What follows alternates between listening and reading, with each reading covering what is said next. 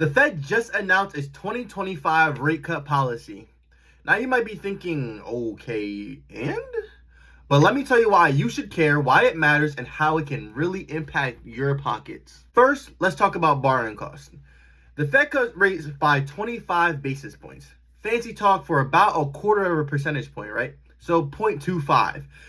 You may be thinking, bro, come on, my final was just 20% of my whole grade.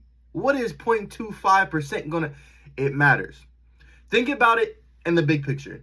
The American economy last year produced 27.36 GDP. Trillion, by the way, trillion. What's 0.25% of that? $6.8 trillion. So you can see how the big, small, it don't really matter. It's still a lot of money regardless, right? When we're talking about borrowing costs such as mortgages and car loans, the federal rate can have a huge impact on your interest rates when you're applying for loans for these things, right? However, it is only a 0.25 basis cut. While you might feel some slight relief, might see a little bit less on your interest payments if you're applying for a mortgage or a loan, if you already have these things, I would not recommend a refinance, right? Because the benefit is going to be minimal. It is 0.25% at the end of the day, right? So I'm not a financial advisor. You make your own decisions, do your homework, do the research, stay educated. Now we can talk about savings accounts. If you've been enjoying that near 5% on your high yield savings account, I'm here to break some bad news to you. Don't get too comfortable.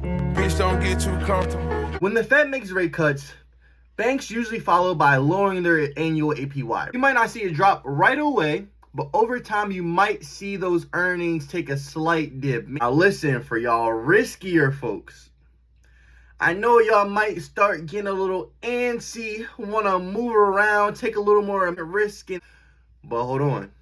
You need to remember that overall stability and trajectory is what's most important in your investment portfolio, in your stocks, in your crypto, in your high yield savings, whatever it is, whatever your money gotta do, make sure it's stable and is going up. But wait, now clock it.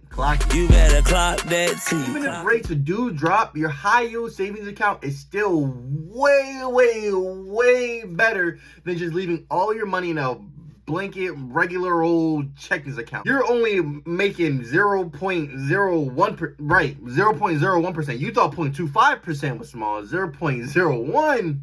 Come on, you're making pennies on the dollar.